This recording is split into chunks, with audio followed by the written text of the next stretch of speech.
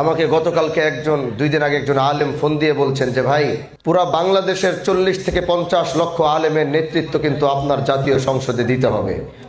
তার কারণ আমরা যাদেরকে আশা করেছিলাম কোনো না কোনো কারণে, কোনো না কোনো মেকানিজমের কারণে আমাদের বড়রা যারা আছেন তারা অনেকেই এবার জাতীয় সংসদে যেতে। তো সেই ক্ষেত্রে আমাদেরকেই এই গোটা আলেম সমাজের দায়িত্ব ভূমিকা সেই জাতীয় সংসদ থেকে পালন করতে হবে। শুধু তাই নয়, 18 কোটি মানুষের কণ্ঠ হয়ে আমাদেরকে জাতীয় সংসদে কথা বলতে হবে। এজন্য আমরা এখানে এসেছি। আমাদের হক্কানিয়ার মঈন ভাই বলেই ফেললেন যে যারা দুর্দিনে কষ্ট করেছে তারা যেন থাকে, নতুনরা যেন আসে, নতুনরা এসে যেন ফায়দা না নিতে পারে। ভাই, আমি একটা কথা আপনাকে বলে দেই, আমরা ভোট পেয়েছি মাত্র 64,000। এদেশের মানুষ বসবাস ভোটারই ছিল 3,24,000।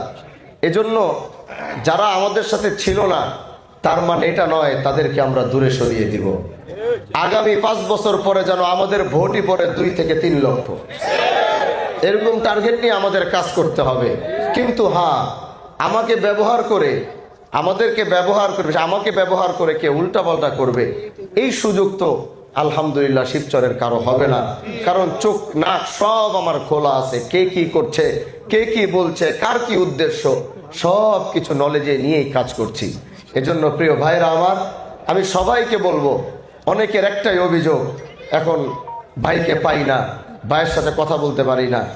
আপনি দেখবেন আমাদের এই নির্বাচনটা শেষ হওয়ার পরে আমার মনে হয় কোনো এমপি সাহেব এইভাবে এতক্ষণ এলাকায় আছে আমার মনে হয় না।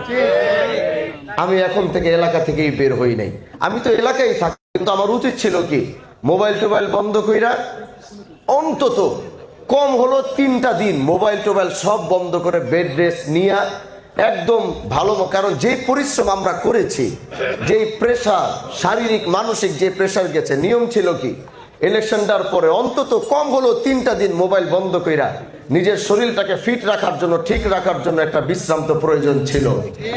আমি হানজালা নির্বাচনের আগেও যে পরিশ্রমের সাথে ছিলাম, নির্বাচনের পরেও আমার একই অবস্থা।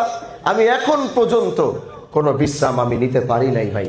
এজন্য তাহলে বুঝেন যে কোন পরিস্থিতি বা কোন বিষয়ের উপরে মানে আসি, যে নিজের বিশ্রামটুকু নির্বাচনের পরে একজন এমপি যতটুকু কষ্ট করে আমাদের তার থেকে বেশি কষ্ট করতে হয়েছে। আমাদের 24 ঘন্টা মাঠে থাকতে হয়েছে, কারণ আমাদের নির্বাচনী সময় ছিল কম। এই সব কিছু করার পরেও এখনো বিশ্রাম নিতে পারি নাই, কারণ আমরা এমপি হয়েছি জনগণের সেবা দেওয়ার জন্যে, জনগণের সাথে মিশে থাকার জন্যে।